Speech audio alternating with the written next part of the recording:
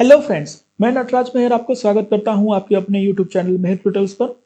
आज से हम शुरू करने जा रहे हैं पाइथन प्रोग्रामिंग का सीरीज, जिसमें हम बेसिक से लेकर एडवांस तक स्टेप बाय स्टेप बहुत ही आसान तरीके से समझने वाले हैं। तो जो भी फ्रेंड्स पाइथन सीखना चाहते हैं या फिर नाइलेट ओ लेवल का कोर्स पढ़ रही हैं, ये सीरीज उनके लिए काफ़ी ज़्यादा फायदेमंद होने वाला है। तो चलिए शुरू करते हैं। ये हमारा पहला वीडियो है जहां पे हम सीखने वाले हैं introduction to Python programming language. जैसे कि आप सभी लोगों को पता है, पाइथन एक प्रोग्रामिंग लैंग्वेज है। तो आखिरकार ये प्रोग्रामिंग लैंग्वेज होता क्या है? Basically programming language is a language used by computer programmer to write programs. Programming language एक ऐसा लैंग्वेज है जिसका यूज करके हम प्रोग्राम को लिखते हैं, प्रोग्राम को बनाते हैं। तो अभी आप बोलोगे कि सर ये प्रोग्राम क्या है? चलिए, program is the set of instructions to perform a specific task on a computer system.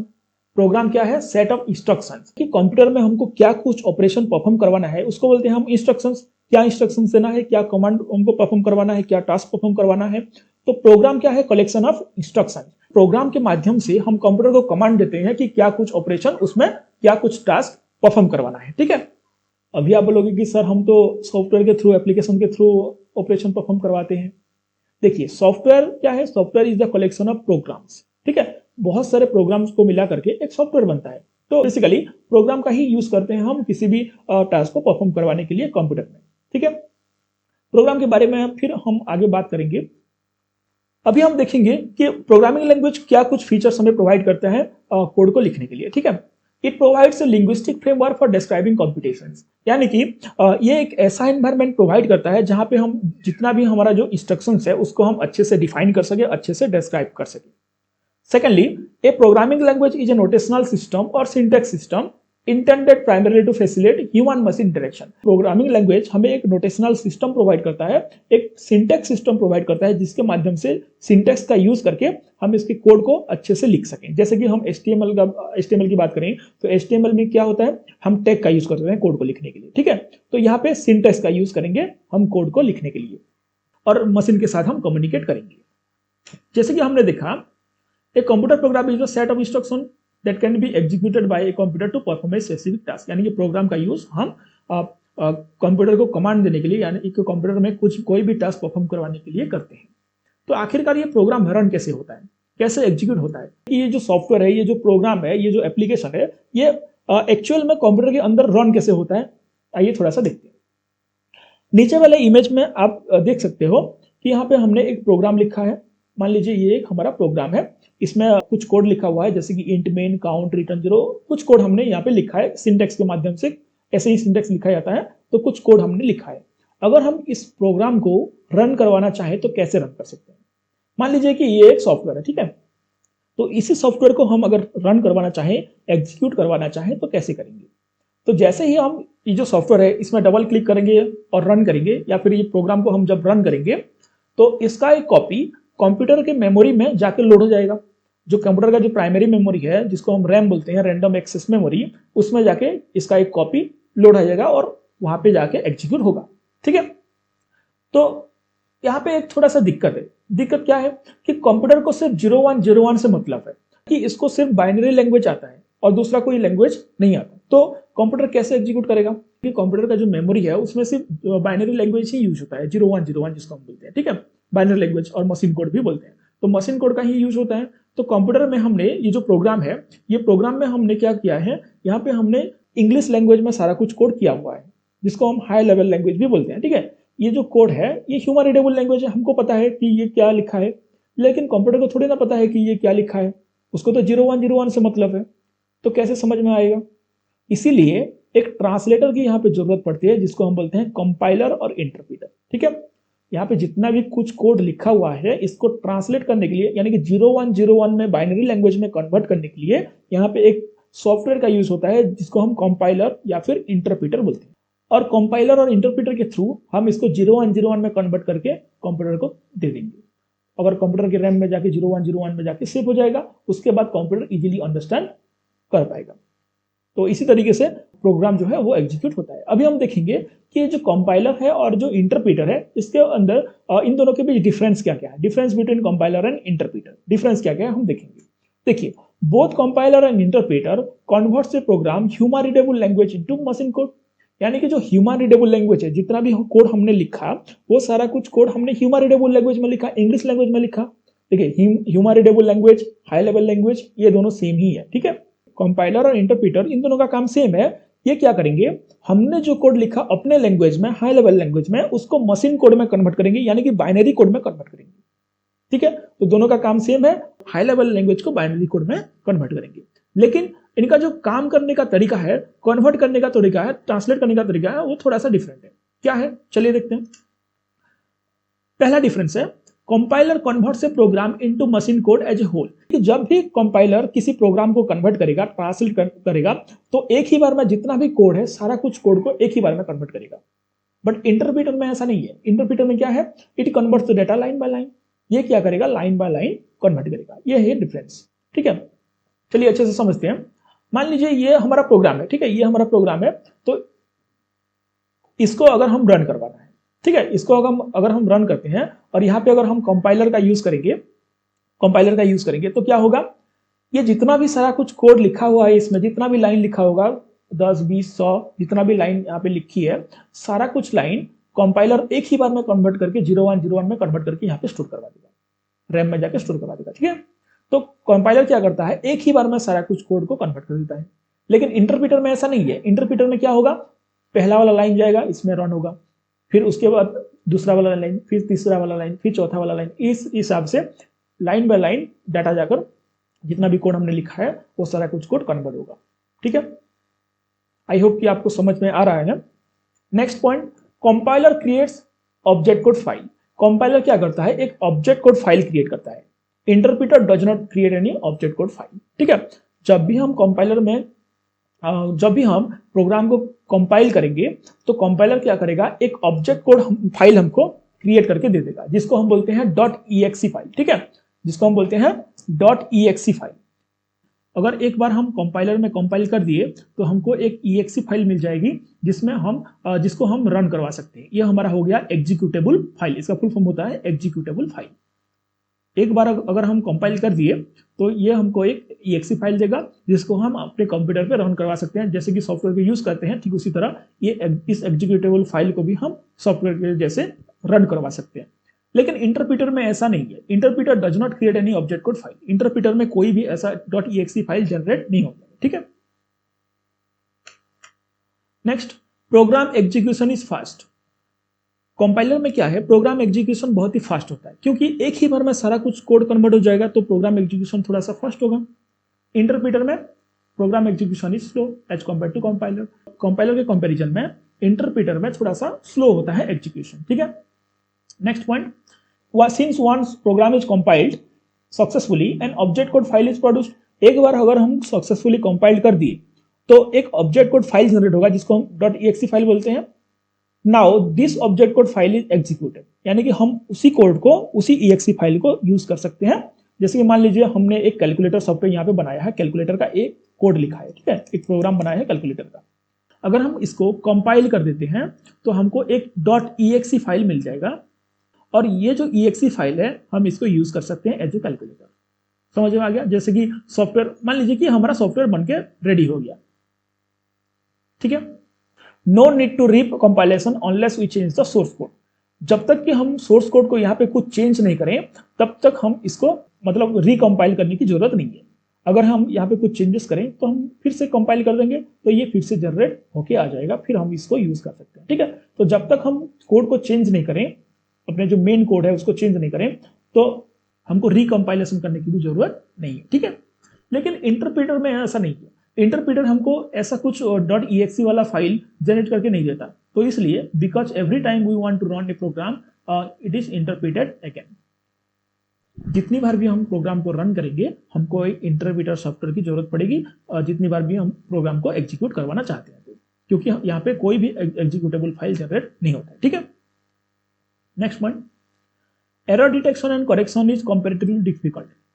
Compiler में क्या है, एरर डिटेक्शन एंड करेक्शन थोड़ा सा डिफिकल्ट होता है। क्यों डिफिकल्ट होता है, जितना भी कोड है, जैसे कि हमने देखा, जितना भी कोड है कंपाइलर क्या करेगा, एक ही बार में इसको कन्वर्ट करेगा। यहाँ पे जितना भी लाइन लिखा होगा, 100, 200, 400, 500 जितना भी जितना भी लाइन लिखा होगा कंपाइलर एक ही बार में सारा कुछ कन्वर्ट करेगा और एक ही बार में हमको रिजल्ट देगा। अगर मान लीजिए कहीं कहीं पे एरर है, इस लाइन पे एरर है या फिर इस लाइन पे एरर है, तो जितना भी एरर है हमको सारा कुछ एरर एक ही बार में शो होगा। तो इसलिए एरर डिटेक्ट करना और थोड़ा सा एरर करेक्ट करना थोड़ा सा डिफिकल्ट हो जाता है इंटरप्रीटर से। और इंटरप्रीटर में क्या है, इंटरप्रीटर में एरर डिटेक्शन करना और करेक्शन करना बहुत ही ईजी है। क्यों? क्योंकि एक ही बार में एक ही लाइन जाएगा, एक ही बार में एक लाइन जाएगा। तो ये वाला लाइन अगर यहाँ पे गया तो इसमें अगर कुछ भी अगर एरर हुआ तो इसमें इंस्टेंटली हमको एरर शो हो जाएगा कि इसमें एरर है और आगे ही प्रोग्राम नहीं बढ़ेगा। ठीक है, तो इसलिए इंस्टेंटली हमको शो हो जाता है कि इसमें इस लाइन में एरर है। तो एरर डिटेक्ट करना और उसको करेक्ट करना भी इंटरप्रीटर में इजी है। ठीक है, require more memory space, compiler में क्या है, बहुत ही ज्यादा मेमोरी यूज होता है और इंटरप्रीटर में बहुत ही कम मेमोरी यूज होता है। क्यों? एक ही बार में ये सारा कुछ कोड इसमें जाके कन्वर्ट होकर रहेगा। कंपाइलर एक ही बार में जितना भी कोड है ये सारा कुछ कोड को एक ही बार में कन्वर्ट करेगा, इसलिए यहाँ पे ज्यादा मेमोरी यूज होगा। ये सारा कुछ कोड जितना भी लाइन है इतना लाइन कन्वर्ट होकर यहाँ पे रहेगा तो ज्यादा मेमोरी यूज होगा। इंटरप्रीटर में क्या है, एक लाइन जाएगा तो एक लाइन का मेमोरी यूज होगा, फिर दूसरा लाइन जाएगा दूसरा लाइन का मेमोरी यूज होगा, तो कम मेमोरी इसमें यूज होता है। ठीक है, ये था डिफरेंस। नेक्स्ट हम देखेंगे कि कौन कौन से प्रोग्रामिंग लैंग्वेज है जो कि कंपाइलर को सपोर्ट करते हैं या फिर इंटरप्रीटर को सपोर्ट करते हैं। ठीक है, तो C, C plus plus, C sharp, Swift, Pascal, Rust जैसे प्रोग्रामिंग लैंग्वेज हैं जो कि कंपाइलर का यूज करते हैं। और Python, Ruby, Java, PHP, JavaScript, Perl, MATLAB, ये जितने भी प्रोग्रामिंग लैंग्वेजेस हैं ये इंटरप्रीटर को सपोर्ट करते हैं, ये इंटरप्रीटर का यूज करते हैं। नेक्स्ट देखेंगे हम व्हाट इज पाइथन। पाइथन क्या है? Python is a general purpose interpreted object oriented and high level programming language. Python क्या है? Python is a general purpose, यानी कि हम जनरल पर्पस के लिए यूज कर सकते हैं और ये इंटरप्रीटेड प्रोग्रामिंग लैंग्वेज है। ठीक है, इंटरप्रीटेड प्रोग्रामिंग, यहाँ पे इंटरप्रीटर का यूज होगा इसलिए हम इसको बोलते हैं इंटरप्रीटेड प्रोग्रामिंग लैंग्वेज। उसके बाद ऑब्जेक्ट ओरिएंटेड प्रोग्रामिंग लैंग्वेज भी है। ऑब्जेक्ट ओरिएंटेड क्या है ये हम आगे आने वाले वीडियो में बात करेंगे। ऑब्जेक्ट ओरिएंटेड मेथड में भी हम इसका जो कोड है हम इसको लिख सकते हैं। ठीक है, और हाई लेवल प्रोग्रामिंग लैंग्वेज ये तो आपको पता ही है, हाई लेवल का मतलब होता है it is similar to the English language, और हम जो लैंग्वेज यूज करते हैं इसको हम हाई लेवल लैंग्वेज बोलते हैं। ठीक है, तो हाई लेवल लैंग्वेज में लिखेंगे इसलिए हमको इसको बोलते हैं हाई लेवल प्रोग्रामिंग लैंग्वेज। इसका जितना भी कोड है हम इंग्लिश लैंग्वेज में लिखेंगे, सिंटैक्स जितना भी सिंटैक्स है हम इंग्लिश लैंग्वेज में लिखेंगे। It was created by Guido van Rossum. इसको बनाए थे कौन? Guido van Rossum. Guido van Rossum जो डेवलपर थे उन्होंने पाइथन को बनाए थे, क्रिएट किया था, डेवलप किया था। ठीक है, इट वॉज रिलीज इन 1991। ये कब रिलीज हुआ था? इसका जो फर्स्ट वर्जन है, फर्स्ट वर्जन 1991 में रिलीज हुआ था। ठीक है, अभी हम देखेंगे history of Python. The name of the Python was inspired by Monty Python flying circus. It's a British American comedy TV series. ठीक है, उस टाइम पे 1991 में एक टीवी सीरीज आ रहा था जिसका नाम था मोंटी पाइथन फ्लाइंग सर्कस। ठीक है, और Guido van Rossum Monty Python flying circus के बहुत बड़े फैन थे, इसलिए इसके नाम से पाइथन जो प्रोग्रामिंग लैंग्वेज का नाम भी पाइथन रख दिया। बीबीसी चैनल में शो हो रहा था। ठीक है, और ये एक ब्रिटिश अमेरिकन टीवी सीरीज है। और इसका जो फर्स्ट वर्जन था उसका वर्जन का नेम है 0.9.0। ये कब रिलीज हुआ था? 1991 में रिलीज हुआ था। ठीक है, उसके बाद उसका जो सेकंड ऑफिशियल वर्जन था, स्टेबल वर्जन पाइथन 2.0, ये 16 अक्टूबर 2000 में रिलीज हुआ था। और इसका जो थर्ड वर्जन है पाइथन 3.0, 3 दिसंबर 2008 में रिलीज हुआ था। इसके बीच में भी बहुत सारा वर्जन है, जैसे कि 2.1, 2.2, 2.3, 3.1, 3.2, 3.3, ऐसे बहुत सारे वर्जन है। लेकिन ये जो जितना भी वर्जन है ये मेन वर्जन है, इसको हम कंसीडर करेंगे। 2.1 2 का ही एक पार्ट है, 3.1 3 का ही पार्ट है, तो इसलिए हम उसको कंसीडर नहीं करेंगे। तो आज तक 3 ही वर्जन आए हैं, 0.9.0 1991 में, 2.0 16 अक्टूबर 2000 में, और पाइथन 3.0 3 दिसंबर 2008 में। नेक्स्ट हम देखेंगे व्हाई पाइथन। पाइथन को हम क्यों यूज करें, ऐसा क्या है जिसके लिए हम पाइथन की यूज करें। क्योंकि बहुत सारे प्रोग्रामिंग लैंग्वेजेस हैं हमारे पास, तो हम अदर लैंग्वेज बजाय, जैसे कि पीएचपी है और भी बहुत सारे प्रोग्रामिंग लैंग्वेजेस है, जावा है, तो उस प्रोग्रामिंग लैंग्वेज को छोड़कर हम पाइथन को क्यों यूज करें। क्योंकि Python works on different platform. Python जो है वो डिफरेंट ऑपरेटिंग सिस्टम को सपोर्ट करता है। जितने भी ऑपरेटिंग सिस्टम है लगभग सारे ऑपरेटिंग सिस्टम को ये सपोर्ट करता है, जैसे कि विंडोज, लिनक्स, मैक, रास्पबेरी पाई, ये सारा कुछ ऑपरेटिंग सिस्टम। यानी कि इसमें जो एप्लीकेशन हम बनाएंगे, जो भी कोडिंग करेंगे, वो सारे ऑपरेटिंग सिस्टम में रन हो जाएगी इजीली, इसलिए हम पाइथन को यूज करेंगे। Next, Python has a simple syntax similar to the English language. इसका जो सिंटैक्स है, जो भी कोड हम इसमें लिखेंगे वो इंग्लिश लैंग्वेज में ही लिखेंगे, ठीक है, इसीलिए हम पाइथन को यूज करेंगे। Python syntax allow developers to write programs with fewer lines. Python का जो कोड है वो कम लाइन में ज्यादा कोड हम कर सकते हैं। अगर मान लीजिए हमको एक कैलकुलेटर बनवाना है, तो कैलकुलेटर एप्लीकेशन बनाने के लिए हम अगर सी लैंग्वेज का यूज करते हैं या फिर C++ का यूज करते हैं, तो फॉर एग्जाम्पल हम अगर इसमें 50 लाइन्स हम लिखते हैं, एक कैलकुलेटर बनाने के लिए अगर हम 50 लाइन लिखते हैं, तो पाइथन में उसी कैलकुलेटर को बनाने के लिए 25 या फिर 30 लाइन में वो कोड हम लिख सकते हैं। कम कोड लिख के भी हम प्रोग्राम को बना सकते हैं, इसलिए हम पाइथन को यूज करेंगे। ये भी एक एडवांटेजेस है जिसके लिए हम पाइथन को यूज करेंगे। नेक्स्ट, इसमें इंटरप्रेटर सिस्टम का यूज होता है। देन नेक्स्ट हम देखेंगे ways to write Python code. कितने वे में पाइथन का कोड को लिख सकते हैं। There are 3 ways to write Python code. 3 तरीके से हम पाइथन के कोड को लिख सकते हैं। क्या क्या है? पहला है प्रोसीजरल मेथड।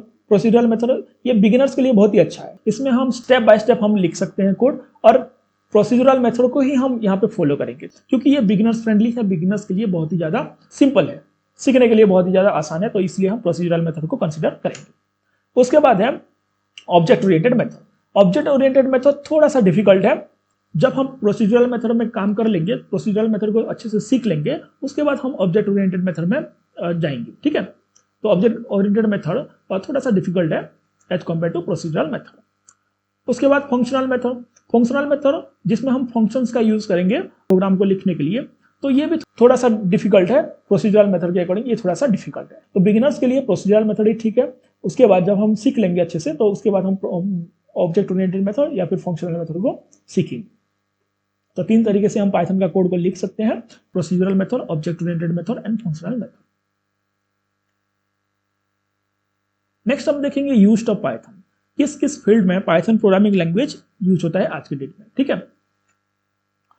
पहला जो फील्ड है artificial intelligence and machine learning. AI बनाने के लिए, या फिर आप ऐसे बोल सकते हो कि रोबोट्स बनाने के लिए ये जो पाइथन प्रोग्रामिंग लैंग्वेज है ये बहुत ही ज्यादा यूज आती है, ठीक है। उसके बाद डेटा एनालिटिक्स। डेटा एनालिटिक्स में भी can collect, manipulate and organise information. बड़ी बड़ी जो कंपनी है जैसे कि अमेजॉन हो गया, फेसबुक हो गया, इसमें या फिर व्हाट्सएप हो गया, तो उसमें क्या है, मिलियंस ऑफ पीपुल एक ही बार में मैसेज करते हैं या फिर डाटा सेंड करते हैं। जो डेटा है, huge amount of data send होता है वहाँ पे, तो उसी डेटा को कलेक्ट करने के लिए, मैनिपुलेट करने के लिए एंड ऑर्गेनाइज करके रखने के लिए पाइथन प्रोग्रामिंग लैंग्वेज का यूज भी किया जाता है। यानी कि डाटा एनालिटिक्स में भी पाइथन प्रोग्रामिंग का यूज किया जाता है। नेक्स्ट है डाटा विजुअलाइजेशन। डाटा को किस तरीके से हम शो करवा सकते हैं अपने एप्लीकेशन से, इसी के लिए भी पाइथन प्रोग्रामिंग का यूज किया जाता है। प्रोग्रामिंग एप्लीकेशंस बनाने के लिए भी यूज करें, जैसे कि ग्राफिकल यूजर इंटरफेस हो गया। जीयूआई का मतलब होता है ग्राफिकल यूजर इंटरफेस। एपीआई का फुल फॉर्म है एप्लीकेशन प्रोग्रामिंग इंटरफेस। एपीआई बनाने के लिए या फिर ग्राफिकल यूजर इंटरफेस बनाने के लिए भी प्रोग्रामिंग लैंग्वेज का हम पाइथन का यूज किया जाता है। उसके बाद वेब डेवलपमेंट में यूज किया जाता है, जैसे कि पीएचपी में हम सर्वर साइड का कोड लिखते हैं, ठीक उसी तरह सर्वर साइड कोड हम पाइथन में भी यूज कर सकते हैं। पाइथन का भी यूज होता है वेब डेवलपमेंट में। उसके बाद गेम डेवलपमेंट। गेम को बनाने के लिए भी हम पाइथन का यूज कर सकते हैं। Programming language development. पाइथन एक प्रोग्रामिंग लैंग्वेज है, लेकिन हम चाहे तो पाइथन का यूज करके हम अपना भी एक प्रोग्रामिंग लैंग्वेज डेवलप कर सकते हैं। उसके बाद फाइनेंस सेक्टर में भी यूज होता है, जैसे कि फाइनेंस सेक्टर में बहुत ही ज़्यादा कॉम्प्लेक्स कैलकुलेशन होता है, तो उसी कॉम्प्लेक्स कैलकुलेशन को करने के लिए पाइथन प्रोग्रामिंग का यूज किया जाता है। उसके बाद search engine optimisation. Search engine optimise करने के लिए भी पाइथन को यूज किया जाता है, ठीक है। नेक्स्ट है mobile application development. Mobile application development भी हम यूज कर सकते हैं, मोबाइल एप्लीकेशन बना सकते हैं पाइथन का यूज करके। तो सभी फील्ड में पाइथन प्रोग्रामिंग लैंग्वेज लगभग यूज हो रहा है, तो इसलिए हम पाइथन प्रोग्रामिंग को सीखना बहुत ही ज़्यादा जरूरी है। तो ये था आज का वीडियो। नेक्स्ट वीडियो में हम जानेंगे पाइथन को हम कैसे इंस्टॉल कर सकते हैं और पाइथन को कैसे यूज करेंगे। अगर आपको ये वीडियो अच्छा लगा हो तो please like, share and subscribe. Thank you.